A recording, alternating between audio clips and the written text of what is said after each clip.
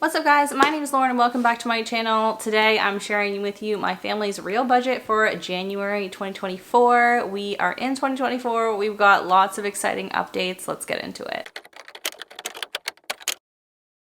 I have been very excited but very nervous to share with you guys this update because we made a major financial decision and there is some risk to it.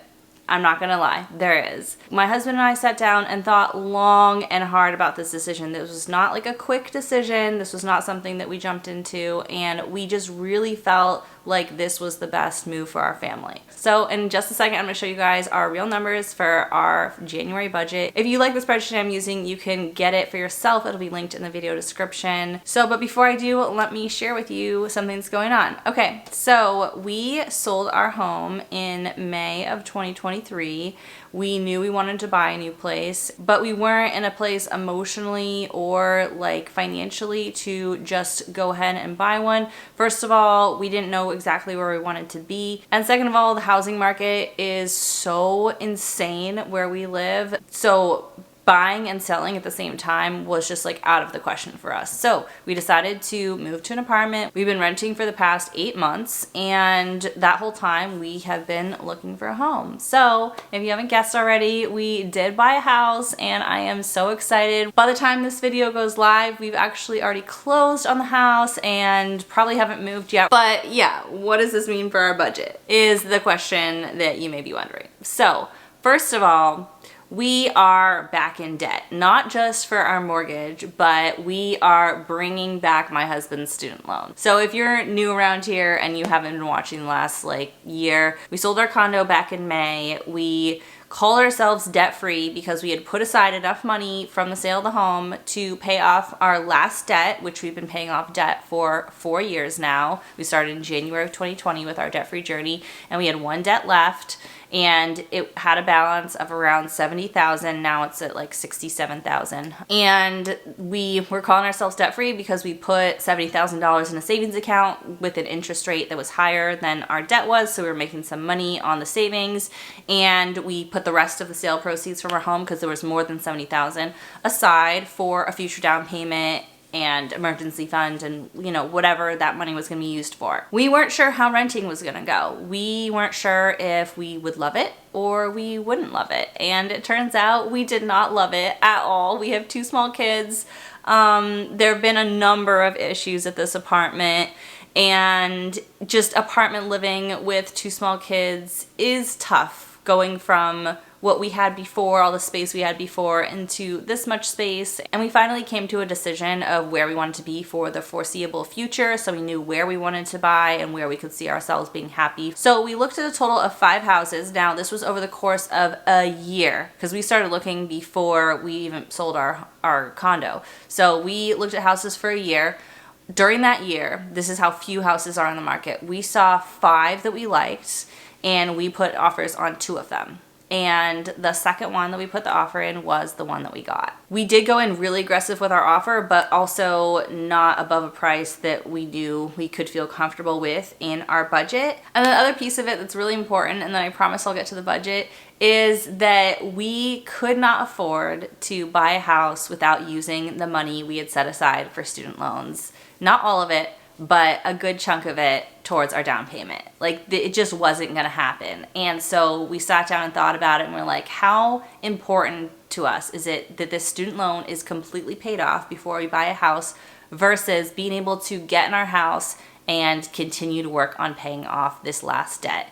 And it would have been so nice and lovely and amazing if we could have gotten rid of all of our debt before we bought a house, because now that we're gonna have a house, that payment's gonna be bigger than our rent was, and our cash flow is gonna be tighter, so it's gonna be hard to continue to pay extra payments towards that student loan. And at this point, we're not planning to even. But it didn't work out to both pay off that debt and get into a house this year. And with the way our money was looking, in order to pay off that debt before we bought our house, it was gonna take a few more years. And we just didn't want to be in an apartment a few more years. When we moved into this apartment, our plan was to stay here as long as we were happy. We didn't know if that would be a year, 2 years, 3 years. Like, we thought maybe this would be where we could be for 3 years and we would love it, and not having the home maintenance and the responsibilities of a house. Like, we thought we might love it, and we just didn't know till we got in here how we'd feel about it, and it just didn't work out that way. So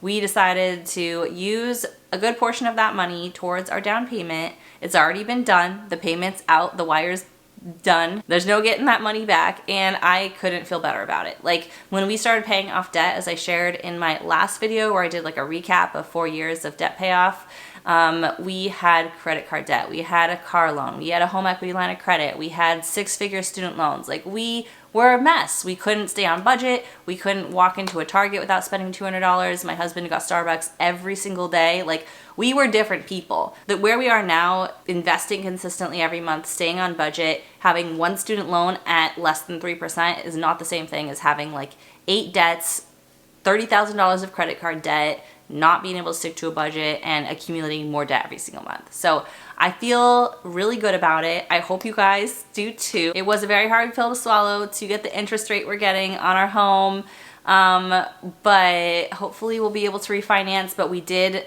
get a payment where we're like, if we can't ever refinance and interest rates never go down, like, we can live with this payment. And hopefully they will. It seems highly likely that they will, with everything that's been going on with the news, with the announcements of what the Fed said. But we didn't want to just plan on that and plan ourselves into a problem in case the economy shifts. So because of how mortgages work, even though we are closing in January, we don't have to pay our mortgage in January. So here you will just see our rent, even though it says mortgage. I didn't want to like relabel it. But let's take a look at our January budget and show you how our last month in our apartment is looking. Okay, so for January, we budgeted $14,812. And so let's take a look over here. Pay yourself first. We have budgeted $600 for my husband's 401k. And then we are contributing to my husband's Roth 2023 Roth IRA, because he's actually never opened one. I was like, wait a second, you don't even have a Roth IRA? Like, we need to get going with this. So we've been contributing to my Roth IRA and my husband's 401k over the past few years. Like, that's been all the investing we've done. But now we are working on increasing that. So we are contributing to his Roth IRA up until tax day of 2024 and see how far we can get to maxing that out.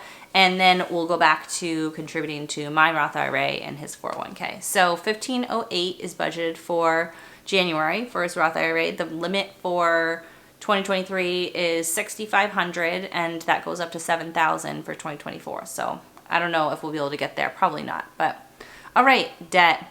The debt section's back. It's okay. I feel good about it. I kind of had in the back of my mind that this might happen, but I feel like totally fine about it. So we've got one debt, and it's my husband's student loan. The payment is $830. At this point, we are not planning to pay anything extra to this debt, especially because the interest rate is like less than half of what our mortgage interest rate is. So if any extra money goes anywhere, it's going to our mortgage, but really the priority is investing. So that payment is here for the foreseeable future. It has about, I think, like 7 years left on that loan. So I don't know if we'll have it for another 7 years. I'd like to get it paid off sooner, but again, like, that's not the priority right now. So that's going to be on the budget for a while. Sorry, guys.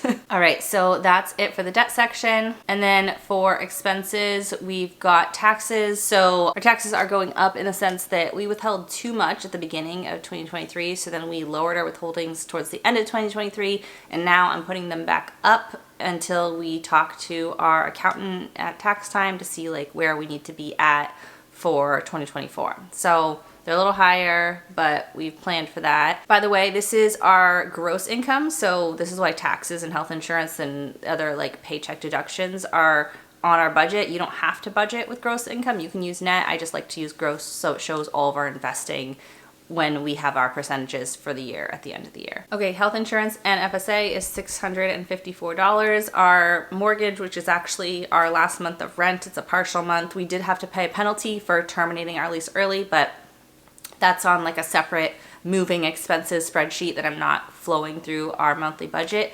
So our last month of rent is a partial month, and it is $1,144. Life insurance for my husband and I is $82. Internet and cell phone isn't changing, $115. Our home security is still $30. Car insurance is still $113.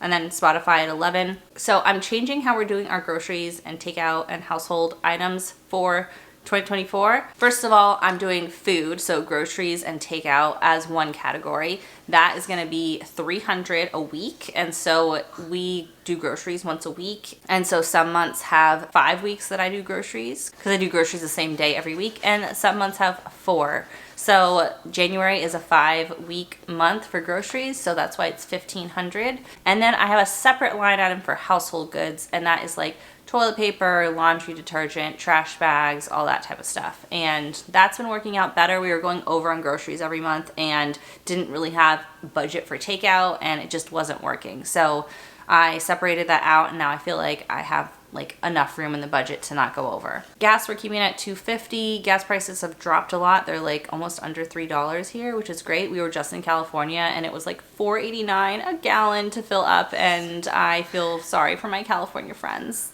that it's so expensive out there. Utilities is $600. We'll see what our utilities are in our new place, but we won't be paying those till next month. And then miscellaneous expenses, we just put $25. Moving on to the sinking funds. So my husband, myself, and my 2 daughters each get $150 a month for personal spending. School and activities, we budget $1,000. We only have to pay this for 8 months this year because then my daughter starts public school kindergarten in September. So January through August, we'll be paying this, and then it'll be gone. Well, it'll be gone for a year until my younger one starts, but that will kind of help offset the amount that we're paying for the student loan for a year at least. And then my cat Miles gets $250. Gifts, we are budgeting $50. Christmas and girl's birthday, we used to do $150, and I am upping that to $200 because we went a little over on our Christmas budget this year, and so I just upped it a little bit. I feel like as they get older, their birthday wants and needs are gonna get more expensive too. So car maintenance, we're putting $100. Home maintenance, I'm starting putting $500 a month because I do not want to make the same mistake I did last time that we owned a home.